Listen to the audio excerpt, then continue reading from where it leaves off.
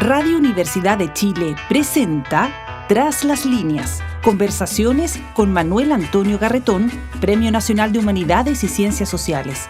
Programa producido en el Departamento de Sociología de la Universidad de Chile con el auspicio del Centro de Estudios de Cohesión y Conflicto Social, COES. Muy buenas tardes. Bienvenidos y bienvenidas a Tras las líneas, el programa del Departamento de Sociología de la Universidad de Chile con el auspicio de COES, el Centro de Estudios de Conflicto y Cohesión Social, en el cual revisamos distintos problemas, procesos, situaciones que atraviesan nuestra sociedad y las vidas de quienes constituimos esa sociedad. No solo de los que la estudian, también las que lo viven en su práctica diaria. Y resulta que esta semana hemos conmemorado los 65 años, como decía yo la vez anterior, del Departamento de Sociología de la Universidad de Chile. También, hace un par de meses, el Departamento de Sociología de la Universidad Católica celebró también sus 65 años, porque fueron creados en la misma época. Y lo que tratamos de hacer fue de una reflexión sobre cómo la sociología había interpretado, pensado, investigado en la sociedad chilena y cómo había comunicado eso a la sociedad. ¿Qué relaciones había entre el conocimiento de las ciencias sociales y la sociedad misma? No solo la gente, también los actores sociales en el sentido de los movimientos que se van constituyendo. ¿Les ha aportado algo las ciencias sociales? ¿O las ciencias sociales sirven solamente para interpretar, para pensarla, pero no tendrían un papel, digamos, performativo, es decir, de alguna manera de incidir en las organizaciones sociales, las maneras como ellos y los actores sociales y las organizaciones sociales plantean sus acciones? Bueno, es una relación compleja, pero muy importante, porque no solo estamos hablando de las ciencias sociales, también hablamos de lo que se llama en general ciencias sociales aplicadas o ciencia aplicada, que es lo que se llama el conocimiento experto. Y hemos tenido una vinculación directa entre un proceso social y lo que se llama un movimiento y digamos lo que sería el actor experto, el observador experto, el analista experto, el experto, ¿no? Que viene de alguna de las ciencias sociales para estos efectos. Y entonces ha habido una relación tal que el segundo proceso constituyente partió por un consejo de expertos, nombrados, sí, por los partidos políticos, pero que se suponía que actuaban como expertos. Y que luego eso pasaba a los representantes de la ciudadanía electos para que discutieran a partir del proyecto del consejo experto, de la comisión o comité de expertos, a partir de eso redactaba el propio texto. Es interesante señalar que los expertos llegaron a un consenso en el debate y en su propuesta. Y eso se rompió con la Convención Constitucional, que simplemente no llegó a acuerdo y mostró una división bastante radical, pese a que, por supuesto, había temas y una de las normas que habían sido planteadas por la comisión experta y que después fueron recogidas, pero a puntos nodales fueron puntos de conflicto, en los cuales los expertos habían llegado a un acuerdo y eso no ocurrió con los representantes de la ciudadanía. Bueno, para hablar de esta relación entre conocimiento eh, y, digamos, si ustedes quieren, ya, ciencias sociales y acción y los actores sociales, eh, vamos a conversar con una persona que lleva todas estas dimensiones en su vida intelectual, siendo principalmente un sociólogo de gran nivel con investigaciones muy importantes, con investigaciones, y eso es muy interesante, con investigaciones sobre este tema. De hecho, viene de publicar un trabajo sobre la relación entre el conocimiento experto y el primer proceso constituyente. Pero también la relación en un estudio, en un libro que escribió sobre la situación de los pobladores en Brasil, sobre la relación entre en la construcción de la teoría social, cómo esto afecta y constituye, ayuda a constituir un movimiento social, como es el de los pobladores. Y a su vez tiene trabajos sobre la relación precisamente entre los métodos de investigación de los eh, sobre los pobladores y esto mismo.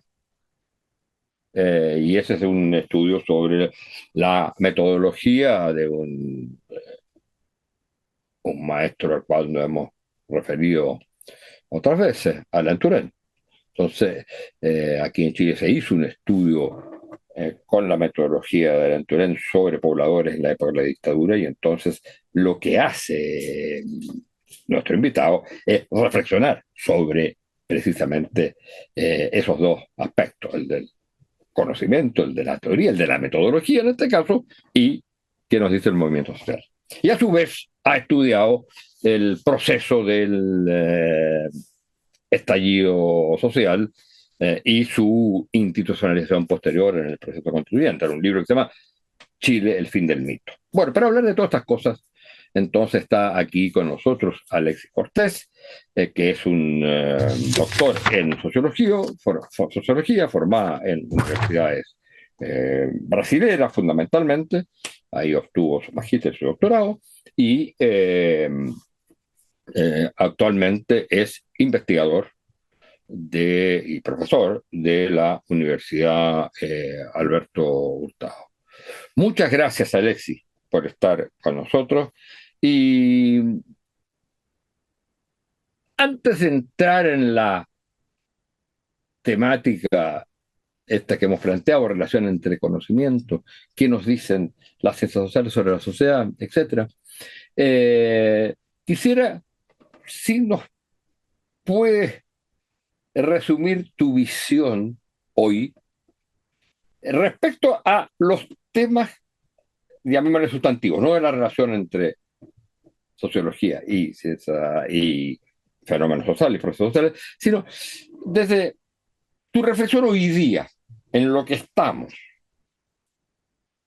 respecto de el significado del estallido y del proceso constituyente. Estamos en el término de un momento o en el inicio de otra dinámica, otra etapa, si tú quieres, en la sociedad chilena, mirando en conjunto desde el estallido hasta días antes del nuevo plebiscito. Muchas gracias por estar con nosotros. Muchas gracias a usted, profesor. Para mí es un honor estar en este programa y poder conversar de estas temáticas que además cruzan agendas que en buena medida compartimos, por lo menos a nivel de intereses. Para mí sus trabajos siempre han sido una referencia al respecto y ciertamente estamos en un momento, yo diría, de ese momento medio gramsciano de los claroscuros, ¿no? Donde no las tendencias que están haciendo no lo hacen del todo y también, bueno, empiezan a aparecer monstruos. Respecto del estallido, eh, yo para abordarlo siempre usé dos metáforas. Una, primero la metáfora del volcán, ¿no? Que es resultado de fuerzas telúricas que no son visibles al ojo desnudo y que en algún momento la presión subterránea que van produciendo terminan por hacer erupción, liberando una energía que, aunque es también enormemente destructiva, también es capaz de generar nuevos paisajes que además son fértiles para crear nuevos arreglos, ¿no? Y yo creo que el estallido social se relaciona directamente con la apertura esta ventana y este proceso constitucional bastante largo que ya incluye dos procesos, uno fallido y uno donde el 17 de diciembre sabremos cuál es el resultado.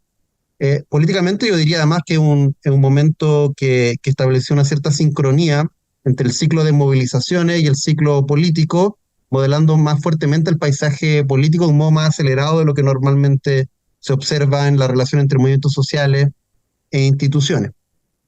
Y la otra metáfora que yo utilizaba, que más bien es un concepto, es la idea de imaginación sociológica colectiva, que a mi juicio resume en buena medida la impronta que debería tener la sociología, por un lado, con el concepto clásico de Wright Mills de la capacidad para conectar las biografías con la estructura social y también con la historia, ¿no? Y que en este caso con el 18 de octubre hubo un proceso bastante acelerado donde muchos de los padecimientos que se observaban como individuales empiezan a ser conectados en la sociedad con los padecimientos más estructurales, ¿no? Y sobre todo la experiencia del abuso, por un lado, que fue la metáfora más usada coloquialmente, y por otro la idea de desigualdad social, ¿no? Que creo que sigue siendo el gran problema societal y que no solo el estallido, sino que también la pandemia visibilizaron con más fuerza. En ese marco, yo también creo que la relación entre conocimiento y sociedad adquirió una connotación bien particular, porque por un lado yo tiendo a pensar que lo que pasa el 18 de octubre también se relaciona con una suerte de crisis del conocimiento experto, o más bien tecnocrático, que extrae del ámbito deliberativo determinadas temáticas que pasan a ser decididas por saberes expertos más especializados, ¿no? Y eso se relaciona con algunas con este polinomio que establece, por ejemplo, las tarifas del transporte público, pero también tiene que ver con el papel que jugaron determinadas disciplinas en la definición o en la toma de decisiones colectivamente vinculantes, ¿no? Sustituyendo a la política democrática o a la política deliberativa en buena medida. Pero junto con esa crisis, por otro lado, el proceso reciente del 2023 del Consejo Constitucional tuvo esta figura, ¿no? Que es la comisión experta, que es donde a mí me tocó participar, que rehabilitó la importancia que tiene el saber experto para la sociedad, y aunque fue visto con mucha distancia y sospecha, sobre todo parte del mundo progresista, terminó reivindicándose fuertemente en la medida en que ofreció al país un acuerdo transversal desde el Partido Republicano al Partido Comunista, que fue el partido que a mí me tocó representar, donde yo milito, y que, digamos, tenía credenciales para presentarse como una buena base para hacer la casa de todos, ¿no?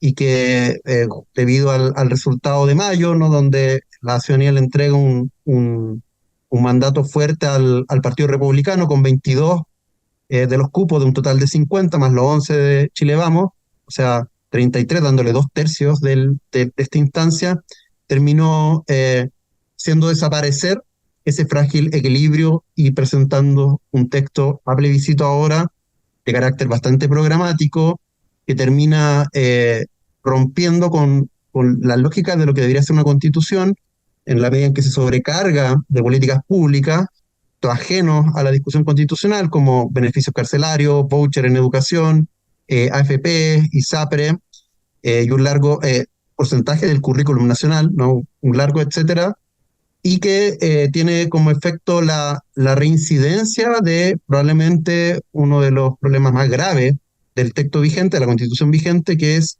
este espíritu de Jaime Guzmán de buscar constreñir al adversario para que cuando éste llegue al poder tenga que comportarse de un modo no muy distinto de quienes escribieron ese texto. O sea, que si llega a la centroizquierda al gobierno, o a la izquierda, a la medida en que sus programas pasan a ser prácticamente inconstitucionales, tengan que gobernar como si fueran la derecha. Y eso, el efecto que provoca es que es el fracaso, creo yo, independiente del resultado del 17 de diciembre, del proceso constitucional, en la medida en que lo que se plebiscita es un texto que no es resultado de un acuerdo. Déjame plantearte una pregunta bien personal. ¿En qué medida, la comisión experta, tú te sentías experto o representante de un partido? Porque además el caso tuyo tiene una particularidad, que en general los expertos que habían ahí eran abogados. Y digamos, ese es su tema, hacer constituciones, hacer leyes, etcétera. O más bien, creen que ese es su tema y que son los únicos en ello. Entonces, pero aquí venía un experto que era experto en sociología. En teorías sociológicas. ¿En qué sentido hay ahí? Y yo creo que es importante la reflexión que hacemos sobre nuestra disciplina. Hay ahí un aporte de expertos, de un tipo de conocimiento, no solo de posiciones que se tienen como ciudadano, como miembro de un partido político, etc. ¿En qué sentido la sociología o tu práctica intelectual, tu hacer, podía ser, o tú lo sentías que era una parte de expertos y no solo cuento comunista? Sí, bueno, yo sentía una enorme responsabilidad cuando me nombraron y sentía una triple responsabilidad, ¿no? Era justamente por mi trayectoria, no solo la de intentar representar lo mejor de la tradición democrática del Partido Comunista Chileno, me parece algo no menor, eh, dejar en buen pie y tratar de canalizar todo la contribución que puede hacer la disciplina, que es la sociología a un debate constitucional, y por otro mi propia trayectoria de alguien que creció en la población de La Victoria, no, nieto detenido desaparecido, en un contexto político donde además había bastante distancia respecto de esa misma instancia. Y yo siento que la sociología me entregó herramientas muy fuertes, creo yo, para poder hacer una contribución sustantiva al debate. Y creo que eso, mis pares, por lo menos, creo que lo reconocen así. Yo siento que la sociología entrega una plasticidad disciplinaria que permite abordar fenómenos como el debate constitucional de un modo que contribuye a iluminar aspectos que podrían quedar opacos en este debate, sobre todo porque mi contribución fue más respecto a los derechos sociales, ambientales, culturales, todas temáticas que la sociología ha acumulado, no solo teoría, sino que evidencia empírica, que se debía poner, creo yo, al servicio de esta deliberación. Y me parece que ahí la herramienta, bueno, sí, en algún momento espero poder sistematizar y publicar las intervenciones que yo realicé. Usé las herramientas que el campo ha establecido respecto a los diversos temas.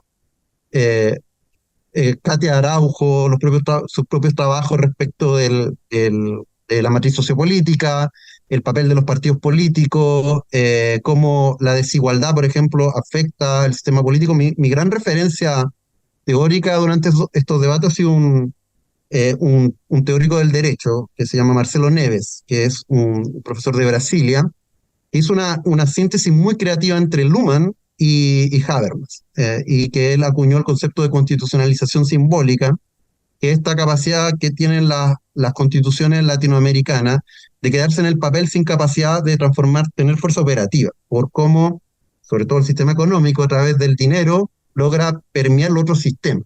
Y eso provoca lo que él denomina como subciudadanía y sobreciudadanía.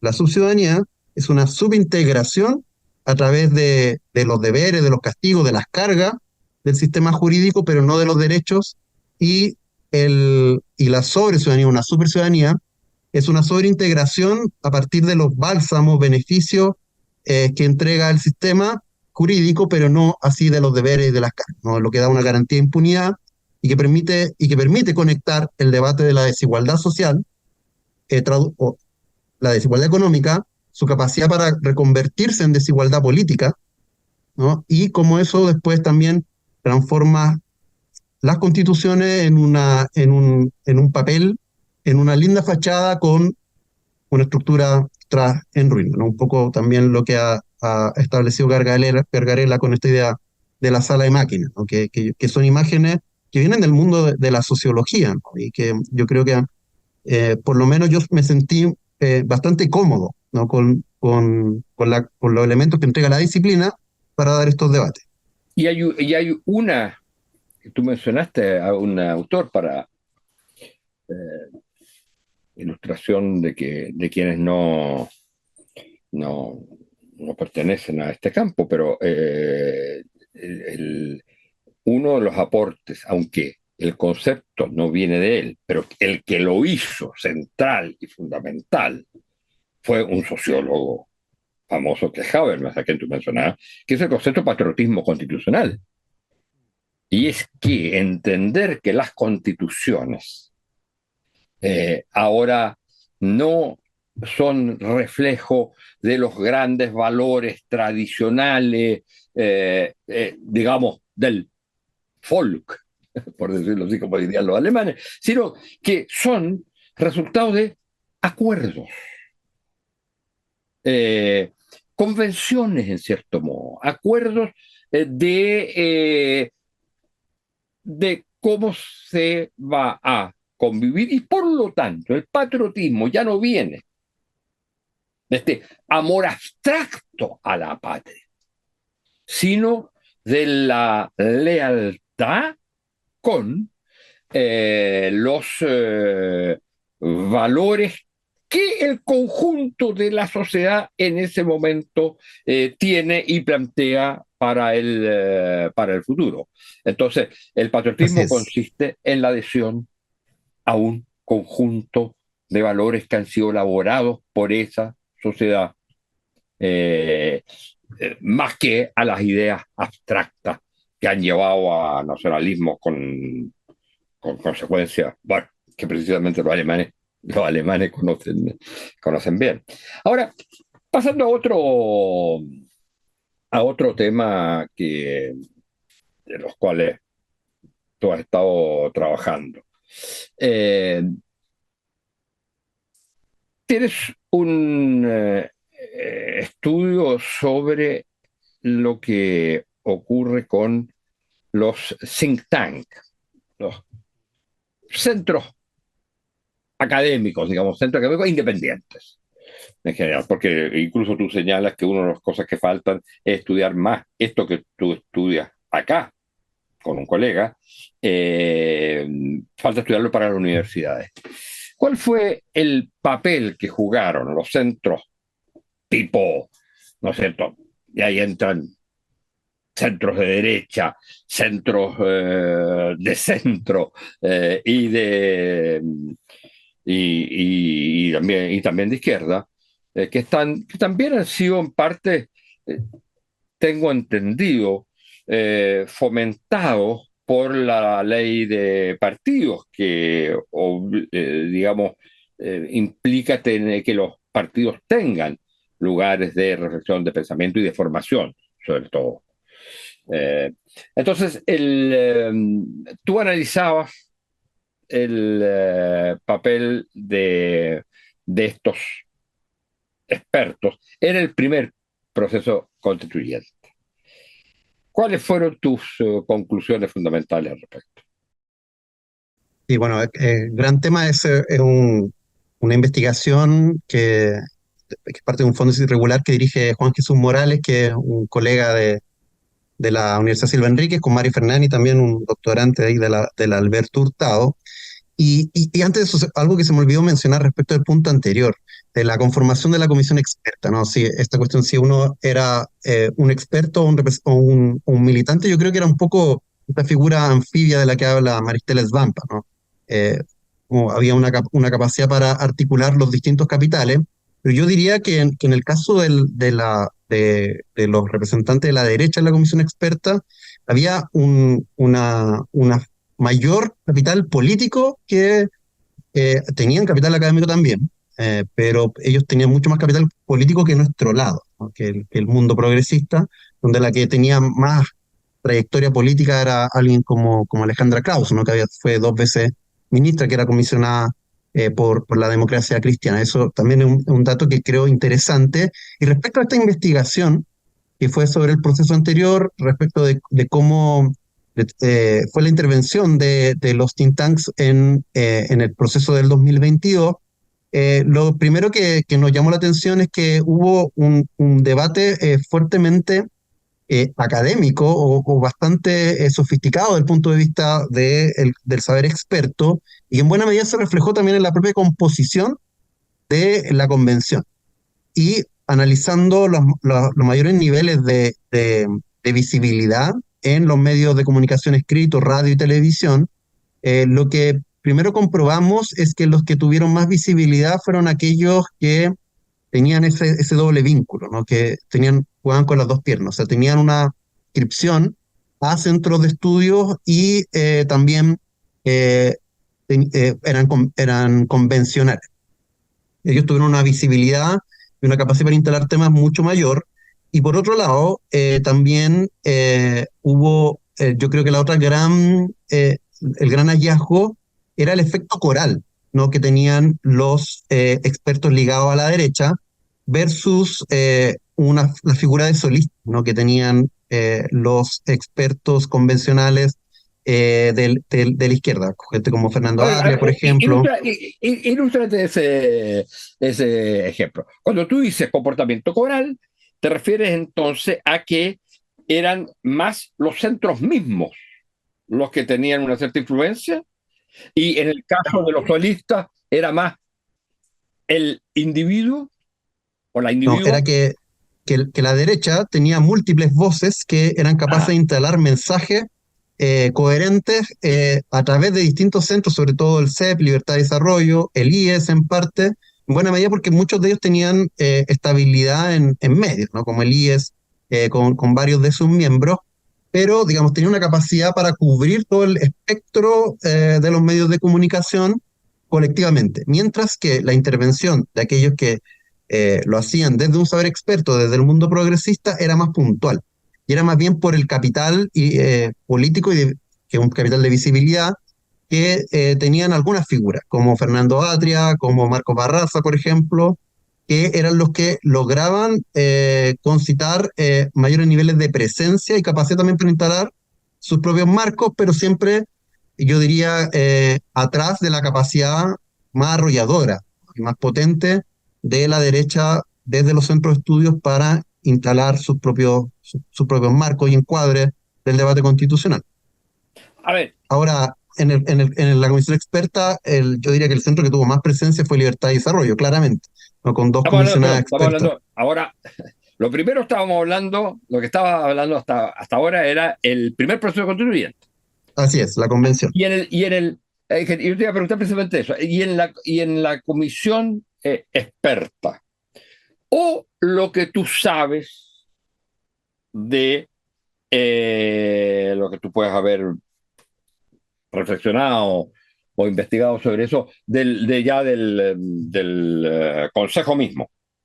Se mantuvo esa idea de una, digamos, una participación más coral versus una más de figuras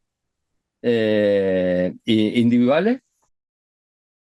Sí, ahí no tendría evidencia para afirmarlo porque para el caso de la convención logramos hacer un acompañamiento sistemático con características censales. No pudimos registrar todas las intervenciones y eso nos permitía afirmar con bastante fuerza eso.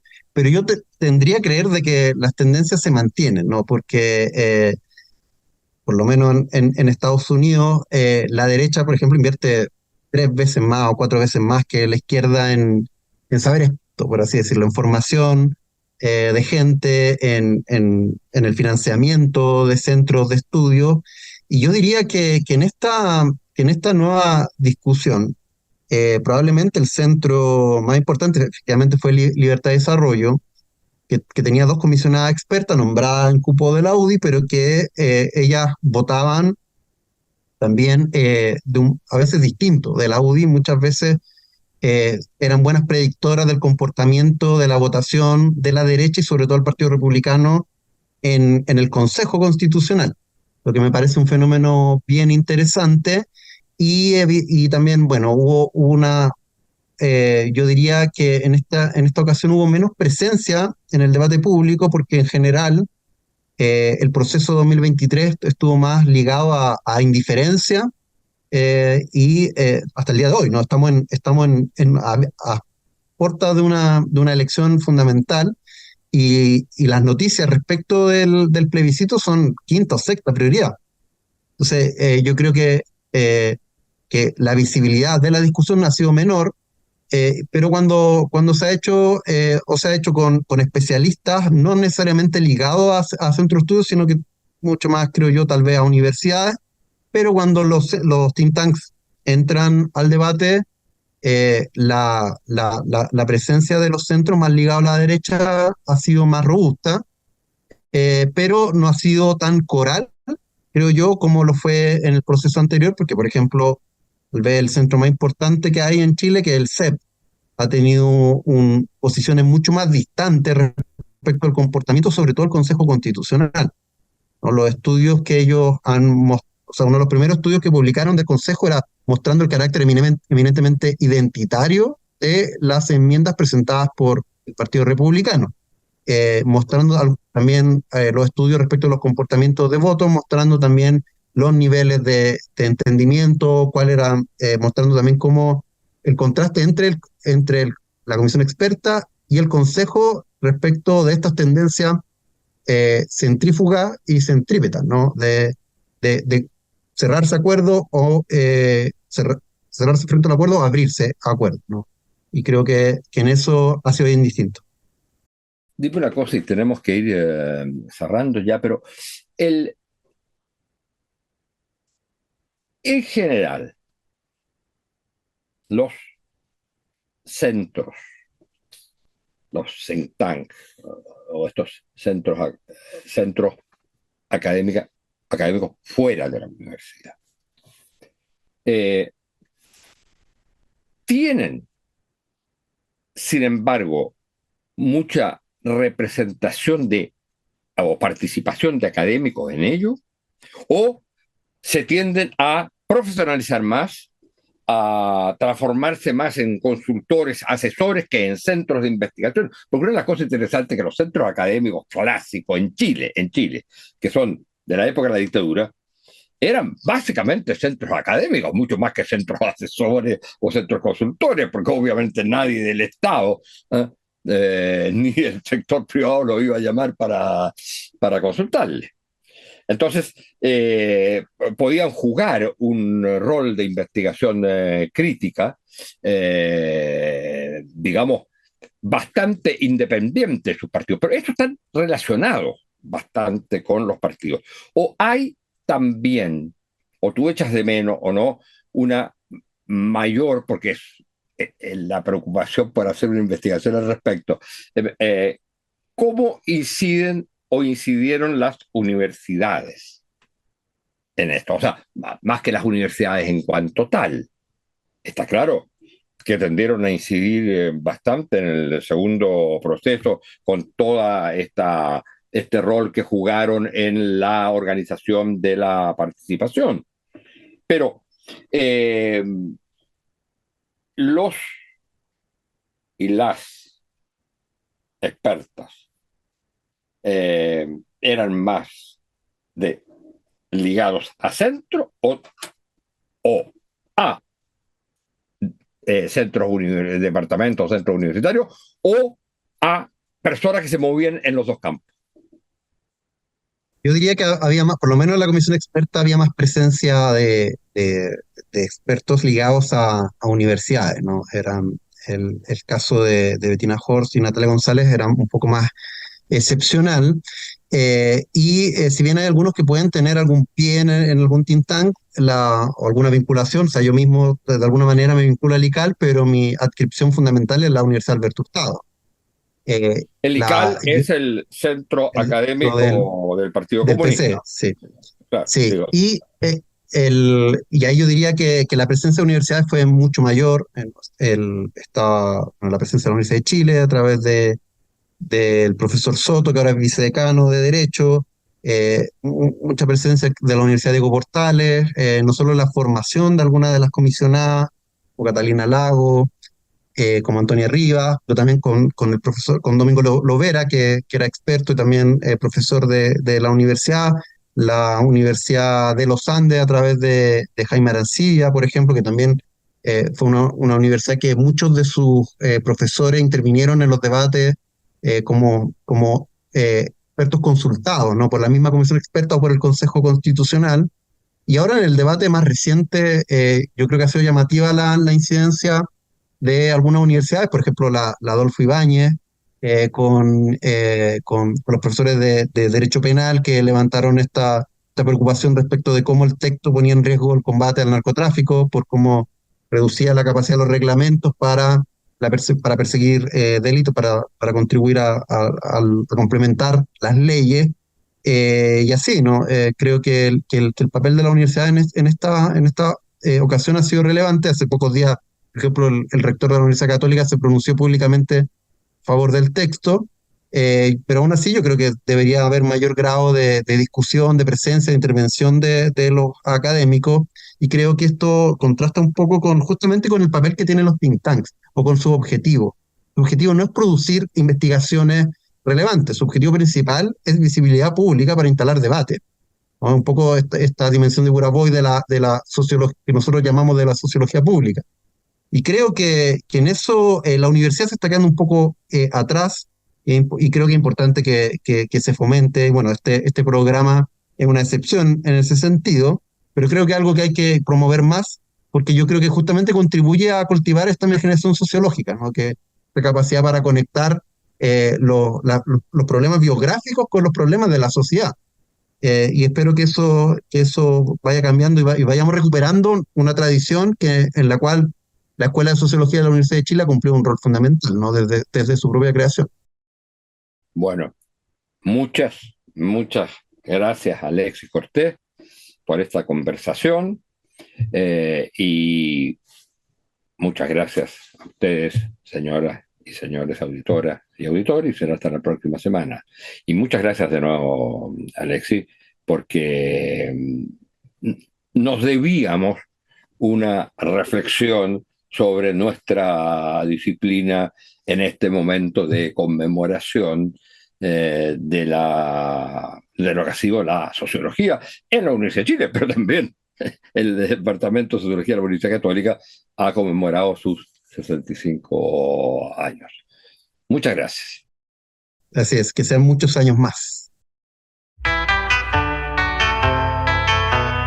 Radio Universidad de Chile presentó Tras las líneas, conversaciones con Manuel Antonio Garretón, Premio Nacional de Humanidades y Ciencias Sociales. Programa producido en el Departamento de Sociología de la Universidad de Chile con el auspicio del Centro de Estudios de Cohesión y Conflicto Social, COES.